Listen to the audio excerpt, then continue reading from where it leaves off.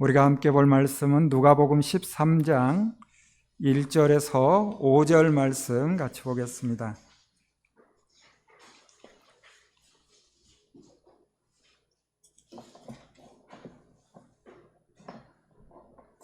누가복음 13장 1절에서 5절 말씀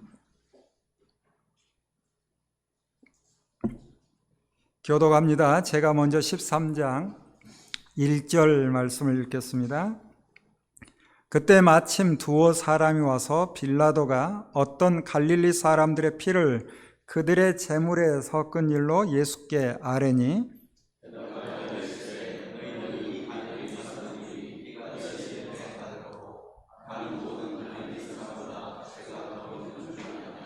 너희에게 이르노니 아니라 너희도 만일 회개하지 아니하면 다 이와 같이 망하리라.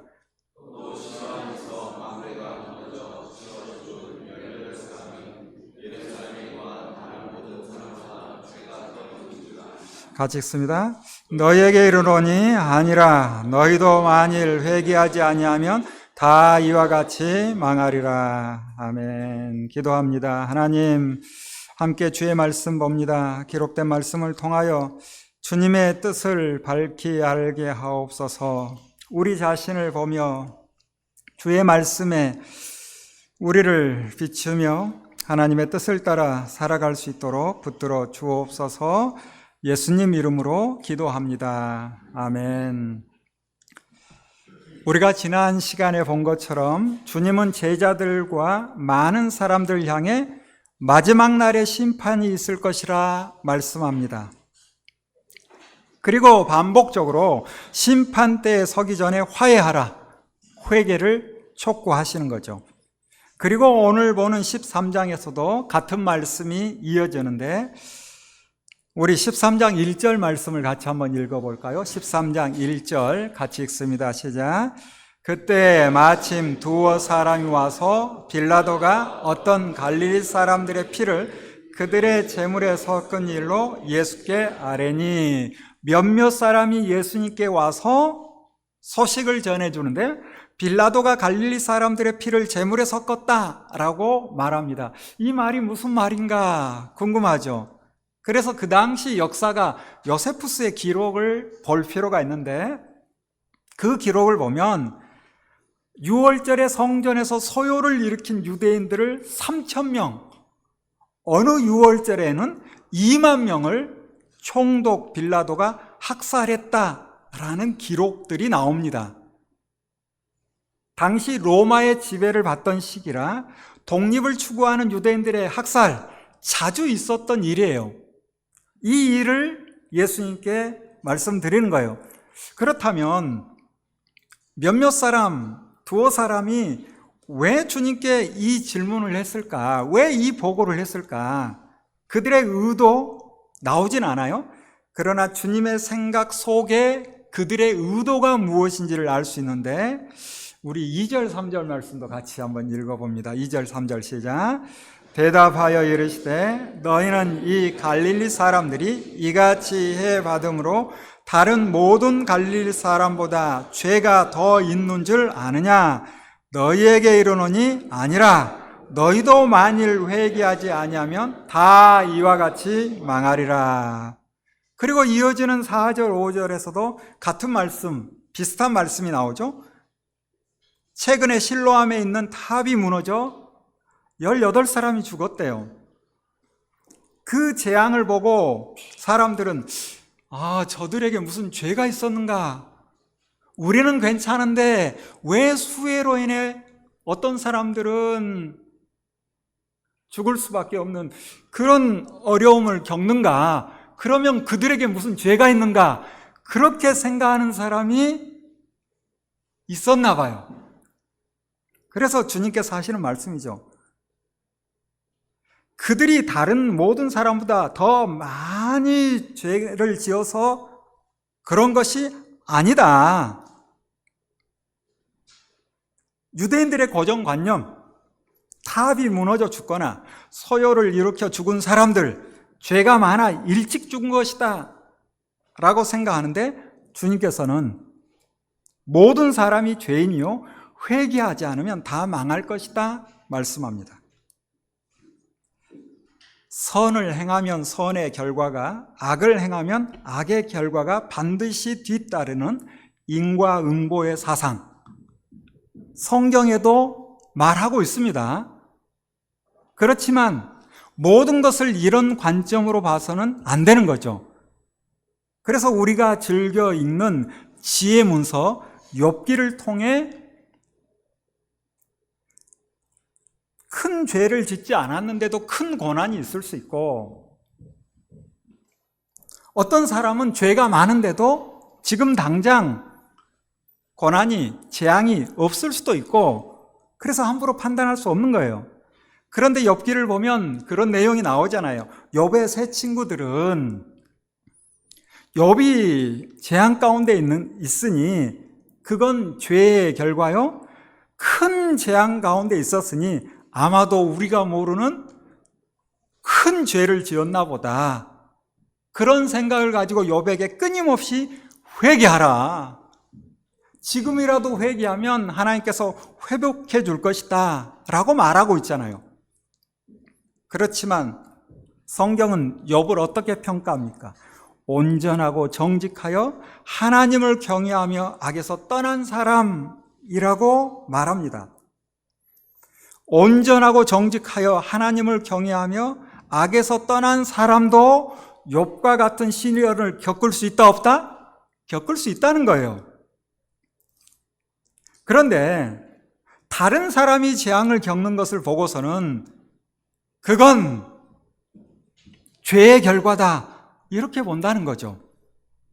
여기 누가복음 13장에 등장하는 사람들, 그들도 다른 사람의 재앙을 보고선 그들의 죄가 많기 때문에 이런 일이 있을 것이다 생각하지만 주님께서는 누구나 회개하지 않으면 망할 것이다 말씀하시니, 주님의 말씀을 근거로 의인은 없나니 하나도 없다는 로마서 3장 10절의 말씀이 우리 마음에 새겨지는 거죠. 그리고 주님께서 망하지 않기 위해 회개하라 하시는데 어떤 의미가 있는지 우리는 주님의 말씀을 더 들어봐야 되겠죠. 그래서 6절부터 주님께서 비유로 말씀하세요. 어떤 사람이 자기 포도원에다 무화과나무 한 그루를 심었답니다. 그런데 3년 동안 무화과나무에 열매가 없어요. 그래서 포도원 지기에게 그 땅만 버리지 말고 열매가 없으니 무화과나무를 찍어버려라 라고 포도원 주인이 이야기를 하는 거죠. 이때 포도원 관리인이 주인에게 뭐라고 대답해요? 우리 8절 9절 같이 한번 읽어봅니다. 시작. 대답하여 이르되 주인이여 금년에도 그대로 두소서. 내가 두릅하고 거름을 줄이니 이후에 만일 열매가 열면 좋거니와 그렇지 않으면 찍어버리소서 하였다 하시니라. 잎은 무성하나 열매가 없다. 그러므로 열매가 없는 그 나무는 찍어버려라 라고 하자 포도원 지기가, 관리인이 올해만 더 시간을 주세요. 내가 다시 거름을 주고 관리를 할 테니 만약에 올해도 열매가 없으면 그때는 찍어버리죠 라고 이야기를 하는 거죠. 단지 무화과나무 이야기입니까? 아니죠. 지금 1절부터 하시는 말씀 속에 주님께서 회개하지 않으면 망한다 라고 하는데 누가 과연 망한다는 거예요? 열매가 없으면 망한다라는 말씀을 하는 거죠. 믿음의 고백은 하나, 믿음의 삶이 없으면 열매가 없는 것과 마찬가지죠. 당시 모든 유대인들은 아브라함의 후손으로 할례를 받았기에 하나님의 백성 이렇게 생각하고 살았던 사람들이에요. 그런데 주님께서 오셔서 그들에게 뭐라 하는가? 너희들이 아브라함의 후손이기 때문에 자연스럽게 하나님의 백성 구원받았다? 그런 생각하지 마라. 하나님의 백성답게 살지 않으면 망할 것이다 라고 말씀하는 거예요. 우리가 마태복음을 통해서 이미 봤죠. 주님께서는 나더러 주여 주여 하는 자마다 다 천국에 들어갈 것이 아니요 다만 하늘에 계신 내 아버지의 뜻대로 행하는 자라야 들어가리라 말씀하시며, 아름다운 열매를 맺지 아니하는 나무마다 찍혀 불에 던져진다 라고 하시죠. 아름다운 열매를 맺지 아니하는 나무마다 다 찍혀 불에 던져진다는 거예요. 주님께서 아름다운 열매를 맺지 않은 나무 이렇게 표현해서 참 다행이다 싶어요. 큰 열매를 맺지 않으면 내가 다 찍어버릴 거라 말씀하지 않죠. 큰 열매는 맺지 못해도 작은 일에 충성하여 아름다운 열매를 맺어야죠. 아름다운 열매가 자라고 있는 거죠. 우리의 삶 속에서, 여러분의 삶 속에서. 그리고 이어지는 10절부터 안식일에 한 회당에서 가르치시며 병을 고치시는데, 참 오랫동안 병마에 시달렸던 여자가 있습니다. 18일 동안이나 허리가 굽어서 몸을 조금도 펴지 못하는, 그냥 허리가 조금 굽은 게 아니에요. 몸을 전혀 조금도 펴지 못하는, 그날이 안식일이에요. 그런데 이분이 어떻게 회당을 왔는지 또 하나님의 은혜를 사모하며 회당으로 온 거예요. 안식일이에. 이때 주님께서 이 여자를 보시고, 여자여, 너는 병에서 풀려났다 라고 말씀하시니 그 말씀에 힘이 있어서 곧 허리가 펴지고 하나님께 영광을 돌립니다. 할렐루야. 우리는 함께 박수 쳐야 되는 거죠. 함께 기뻐해야 되는 거죠. 나에게 이런 일이 없다고 해서 서운할 필요도 없고, 어떤 사람에게 하나님의 은혜가 입으면 함께 기뻐해야 되죠. 다 같이 기뻐했을 거예요. 많은 사람들이 그동안 수고한 걸 알 테니 기뻐했을 거예요. 그런데 이 회당의 최고 책임자인 회당장은 화를 내요. 왜 화를 냅니까? 그가 화를 내면서 하는 말이 뭐예요? 아니, 일을 할 수 있는 날이 엿새가 있는데, 엿새 가운데 어느 날에든지 와서 고침을 받을 수 있는데 굳이 안식일에 이런 일을 했다라는 것 때문에 속상한 거예요. 하나님께서 안식일을 기억하여 거룩하게 지키라라고 말씀하셨죠. 안식일을 기억하여 거룩하게 지키는 거예요. 뭐예요? 심지어 종과 가축까지 쉬게 하라, 쉬어라 라고 하셨죠. 그럼 쉬는 게 뭐예요? 하나님의 뜻과 벗어난 자기들의 잘못된 해석을 가지고 안식일에는 일하면 안 되는데 왜 안식일을 아닌 날 고칠 수도 있는데 안식일에 고친 거야 하고 화가 나는 거예요. 이 회당장은. 종교인은 자신의 고정관념에 갇혀서 헤어나오질 못하는 거예요. 이때 주님께서 하시는 말씀이 뭡니까? 위선자라고 이야기합니다. 위선자. 겉과 속이 다른. 그러면서 그들의 삶의 행태가 어떤지, 이 회당장도 어떤 삶을 살았는지를 지적하시죠. 뭐라고 말씀하세요? 너희는 각각, 여기 회당장뿐만 아니라 몇몇 사람들도 똑같은 생각을 했을지 몰라요. 그래서 주님께서 너희는 각각 안식일에도 소나 나귀를 외양간에서 풀어내고 끌고 나가서 물을 먹이지 않느냐? 그렇다면 아브라함의 딸인 이 여자가 18해 동안 사탄에게 매여 있었으니 안식일에라도 이 매임을 풀어주어야 하지 않겠느냐라고 말씀하시죠. 안식일에 자기 소유의 소나 나귀 물 먹이는 게 그들은 괜찮다라고 생각을 했던 것 같아요. 그러면서도 나와 상관없는, 그것도 18일 동안 고통 가운데 있는 그 사람, 안식일에 주님이 고쳐주는 것 보고 화가 나는 거예요. 이러면 된다, 안 된다? 안 되는 거지. 이러면 안 되는 거죠. 주님의 말씀을 듣고 주님을 반대하는 사람들은 부끄러울 수밖에 없지. 자신들의 잘못된 행동을 지적하시니 그러나 다른 사람들은 기뻐합니다. 그리고 하나님의 나라가 어떠한지 말씀하시는데 우리 18절, 19절 말씀을 같이 한번 읽어봅니다. 시작. 그러므로 예수께서 이르시되 하나님의 나라가 무엇과 같을까? 내가 무엇으로 비교할까?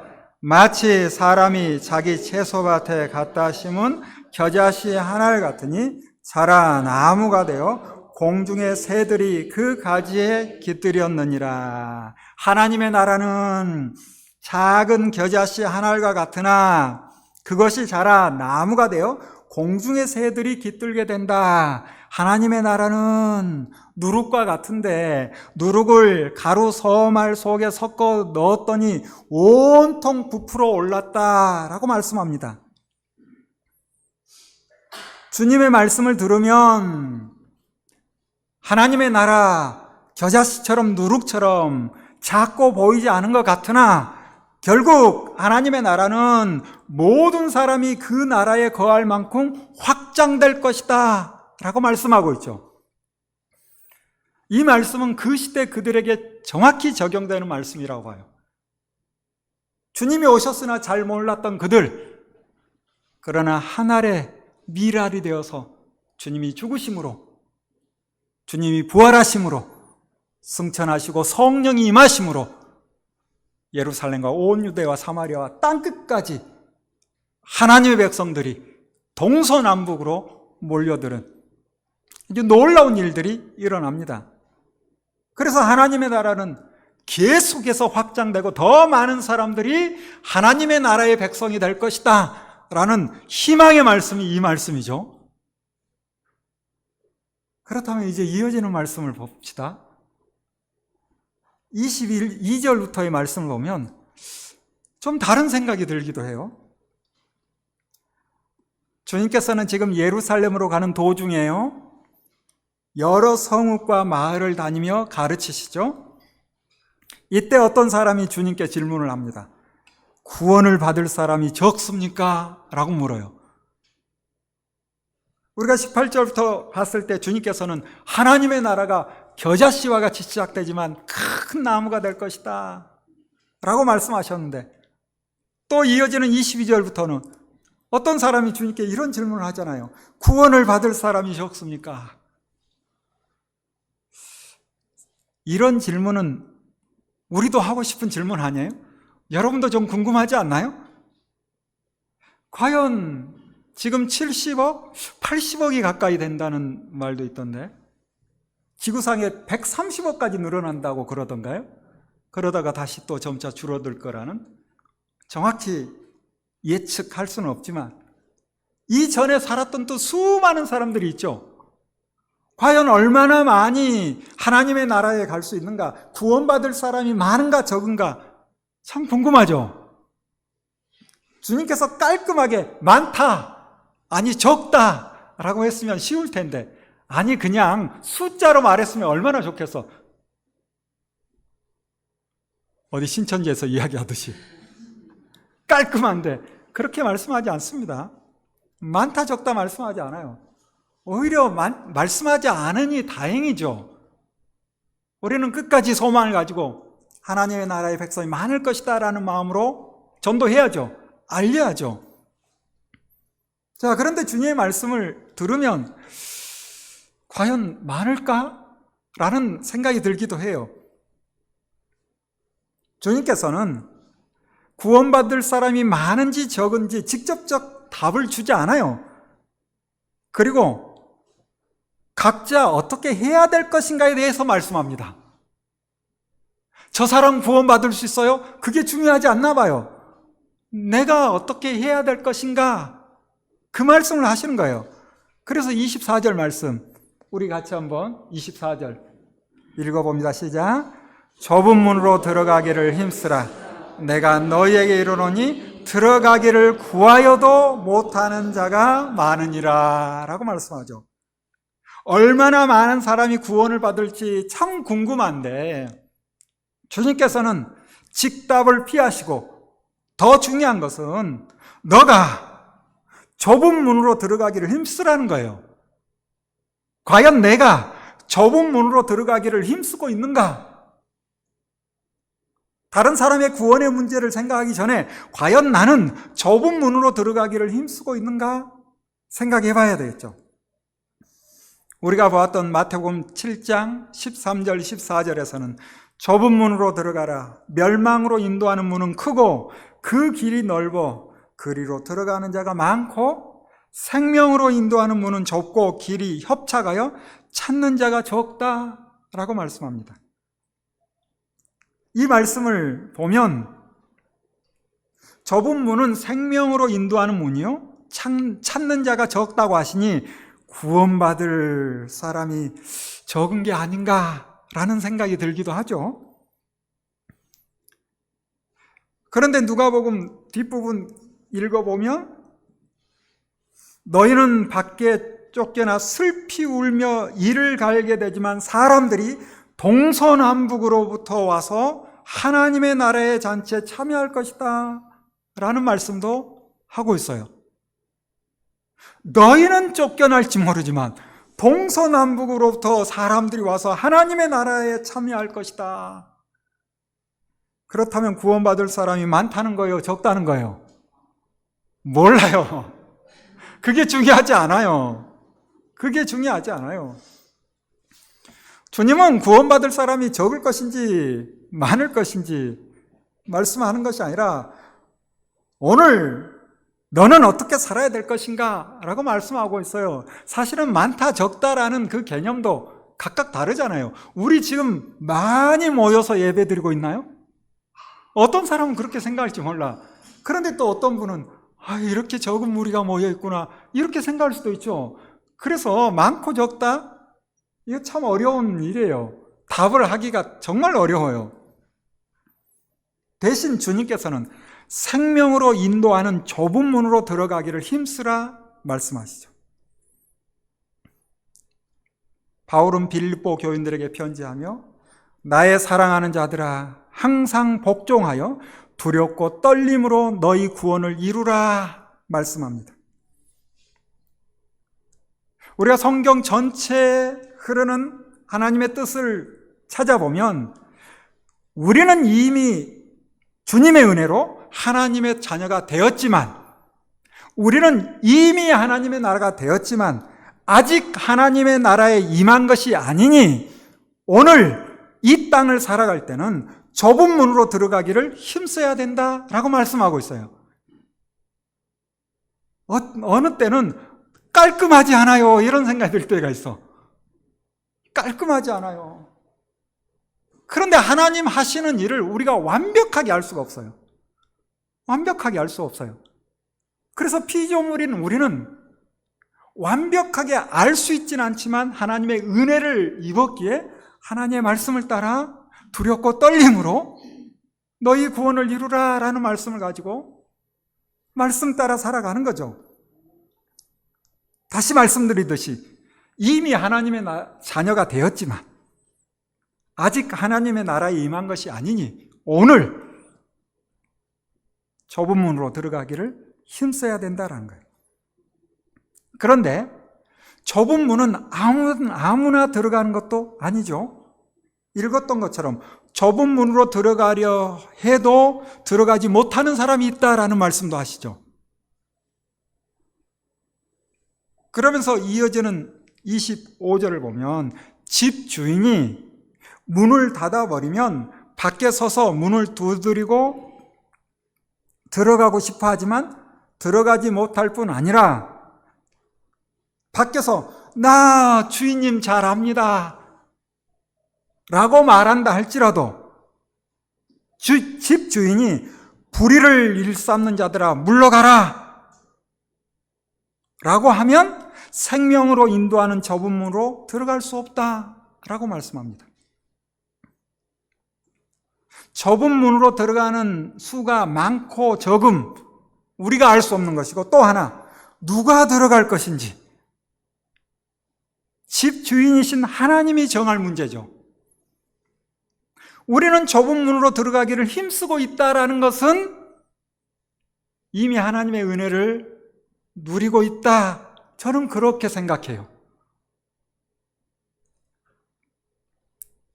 그러므로 들어가기를 힘써야 하며, 들어가려고 해도 들어가지 못하는 사람들은 어떤 사람인가? 불의를 일삼는 사람들이에요.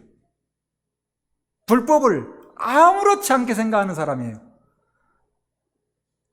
우리 가운데 혹시 그런 분 있나요? 불법을 저질렀는데도 아무렇지도 않아. 아마 그런 분은 없을 것 같은데.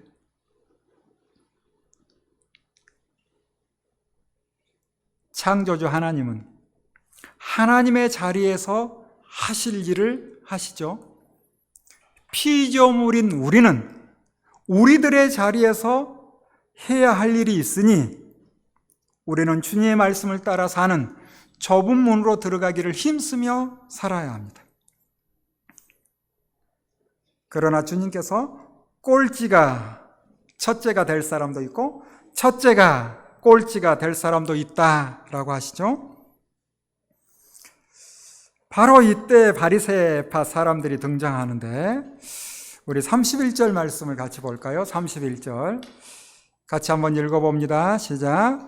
곧 그때 어떤 바리새인들이 나와서 이르되 나가서 여기를 떠나소서, 헤롯이 당신을 죽이고자 하나이다. 여기 지금 바리새파 사람들, 대개 바리새파 사람들은 예수님을 거부하는 사람들이잖아요. 그런데 왜 그들이 헤롯이 당신을 죽이려 한다라는 정보를 줬을까? 그 의도가 무엇인가? 참 어려워요, 이것도. 우리 아는 것처럼 이 헤롯은 분봉왕 헤롯 대왕의 아들, 헤롯 안티파스, 그래서 헤롯 안디바라고도 하죠. 그가 예수님이 주로 활동했던 이 갈릴리 지역을 통치했잖아요. 그 지역에 아직 주님이 계시는 거예요. 그러니 헤롯이 당신을 죽이고자 하니 떠나라는 거예요. 어디로? 예루살렘으로 가라는 거예요. 예루살렘에 가면 또 누가 있어요? 총독 빌라도가 있죠. 거기 가면 바리새파 사람들이 거기에는 힘을 쓰고 있고 또 예수님을 죽이려고 그 전부터 계속 모의했던 그곳이 바로 예루살렘이거든요. 총독 빌라도도 문제가 있지만 바리새파 사람들도 문제가 있고 헤롯도 마찬가지고, 예수님이 그 땅을 거닐었을 때 이스라엘 땅에 살고 있는 지도층의 사람들은 대부분이 예수님과 등을 쥐고 있는 사람들. 그래서 주님은 헤롯을 강교함의 대명사와 같은 여우로 표현하죠. 그러면서 주님께서 오늘 내일 할 일을 할 것이며 사흘째 되는 날 떠날 것이다 말씀합니다. 그리고 이어서 또 뭐라 하십니까? 선지자가 예루살렘이 아닌 다른 곳에서는 죽을 수 없다 라고 말씀하시죠. 성부 하나님께서 성자 하나님으로 오셔서 우리의 죄를 위해 예루살렘에서 죽으실 것을 미리 말씀하시고, 그리고 많은 사람들을 바라보며 그들이 기다렸던 메시아가 왔음에도 여전히 받아들이지 못하는 안타까운 현실을 바라보며 주님이 안타까워하시는 거예요. 우리 34절 말씀, 주님의 탄식, 34절 말씀 같이 한번 읽어볼까요? 시작. 예루살렘아 예루살렘아 선지자들을 죽이고 내게 파송된 자들을 돌로 치는 자여, 암탉이 제 새끼를 날개 아래에 모음같이 내가 너희의 자녀를 모으려 한 일이 몇 번이냐? 그러나 너희가 원하지 아니하였도다. 암탉이 자기 새끼를 날개 아래에 모아서 보호하는데, 그런 마음으로 하나님께서 이스라엘을, 예루살렘을 품으시는데 문제는 원하지 않는 거예요. 하나님의 품에서 벗어나려고 하나님의 손을 치는 거예요. 그리고 자기가 하고 싶은 대로 자기 갈 길을 가는 거예요. 얼마나 안타까운지. 주님이 구약에 흐르는 이스라엘 민족의 삶의 모습들, 그리고 하나님께서 끊임없이 선지자를 보냈을 때 그들이 어떤 행동을 했는지를 다 알고 있기에 이 안타까운 말씀을 하시는 거죠. 우리가 이미 봤던 것처럼 주님께서는 나라가 위급할 때 선지자를 몰아서 보내잖아요. 북이스라엘이 망하기 직전에 아모스, 호세아, 남쪽 마찬가지 똑같이 죄로 물들어 있는 동시대 이사야, 미가, 이 선지자들이 와서 회개하라, 돌아오라, 회개하지 않으면 너희들도 망할 것이다 라고 외치는데 말을 듣지 않잖아요. 그래서 북이스라엘이 아수르에서 망하고 말잖아요. 그래도 남쪽은 말을 좀 듣긴 했지만 시간이 조금 지나니까 히스기야 죽고 그 다음 아몬 그리고 므낫세가 왕으로 있을 때는 이사야 선지자가 다시 또 죄로 물들어가고 있는 그들을 향해서 돌아오라, 회개하라 외치는데 말을 듣지 않아요. 유대인의 전승에 의하면 이사야 선지자를 산채로 톱으로 켜서 므낫세가 죽이는 이 악한 일을 합니다. 뿐만 아니라 이 히스기야 아들 므낫세는 예루살렘에서 바른 말을 하는 사람들을 얼마나 많이 죽였는지 열왕기하 21장 16절을 보면 예루살렘이 피바다가 되었다라고 기록하고 있어요. 이 일로 인해 지도자들은 더욱 타락하고 더 이상 남쪽 유다 땅에 하나님이 어떤 분인지 그들이 알 수가 없기에 이들을 바벨론으로 데려가서 훈련해야 되겠다 하나님께서 결정하시죠. 그리고 바벨론이 올 것이다 라고 말씀하시죠. 바벨론이 왔을 때 싸우지 말고 바벨론 가는 것이 나의 뜻이다 라고 스바냐, 하박국, 예레미야, 에스겔 동시대에 하나님께서 묶음으로 보내서 하나님의 뜻을 전하지만 들어요? 듣지 않아요. 듣지 않아서 3분의 1은 불에 타 죽고 3분의 1은 칼에 죽고 3분의 1은 뿔뿔이 흩어져 버리고 거기까지 바벨론 칼이 쫓아가는 아주 참혹한 일이 이스라엘 역사잖아요. 바벨론 보러 가서 훈련이 좀 됐어요. 그리고 돌아옵니다. 그렇다면 돌아와서 하나님의 뜻을 따라서 하는가? 또 그렇지 않죠. 바벨론 포로기 때 다니엘 돌아와서 학개, 스가랴, 말라기 이 선지자를 통해서 하나님의 뜻이 그들에게 전해졌지만 하나님의 말씀을 잘 듣지 않아요. 그래서 400년 하나님께서 침묵하시죠. 하나님께서는 그런 이스라엘인데도 포기하지 아니하시고 내가 직접 가서 그들을 깨우리라, 내가 직접 가서 그들을 회개케 하고 망하지 않게 하리라. 그래서 인간으로 이 땅에 오셨어요. 그런데 그들이 말을 들어요? 아니죠. 오히려 주님을 죽이려 합니다. 이스라엘 역사를 보면 하나님이 힘이 없는 게 아니에요. 그러나 하나님께서 사람을 강제로 하지 않는구나라는 것도 봐야 돼요. 이렇게 그들이 거부하면 하나님도 어쩔 수 없지 않을까 그런 생각이 들 정도로 여러분, 하나님이 능력이 없어서 사람을 구원할 수 없나요? 그건 아닙니다. 하나님은 모든 사람들이 다 회개하여 구원받기를 원하시는데 사람이 끝까지 반응하지 않고 끝까지 죽을 줄도 모르고 불의를 행하며 죽을 길로 나아가면 하나님도 어찌할 수 없지 않은가라는 생각이 들 정도로 우리가 예정론에 대해서 참 어려운 주제인데 어떤 죄인도 하나님이 구원할 수 있다라고 단정적으로 말할 수 있는 거 정말 쉽지 않아요. 그리고 구원받지 못한 책임이 하나님께 있다 이렇게 말하기에는 우리가 오늘 본문을 통해서 생각해 볼 부분은 무엇인가? 하나님은 모든 사람이 구원에 이르기를 바라시지만 사람이 거부하면 어쩔 수 없는 거 아닌가라는 생각도 할 수밖에 없는 거죠. 그러므로 하나님의 말씀이 들려질 때 그 말씀을 마음에 새기며 행동으로 옮기는 삶을 살아야 합니다. 그러나 유대인들, 특별히 종교 지도자들은 돌이키질 않아요. 그 결과 그들의 집은 버림을 받았고 다시는 주님을 보지 못할 것이다 라고 말씀하시는데, 우리가 역사를 통해서 확인하게 되잖아요. 예수님 죽으시고 부활하시고 승천하신 후 약 20-30년 지난 다음 주후 70년 로마의 티투스 장군에 의해서 예루살렘이 황폐화됩니다. 요세푸스의 기록에 의하면 예루살렘의 절기를 지키기 위해서 모인 사람이 100만, 이 100만의 사람들이 로마 군대에 에워싸여서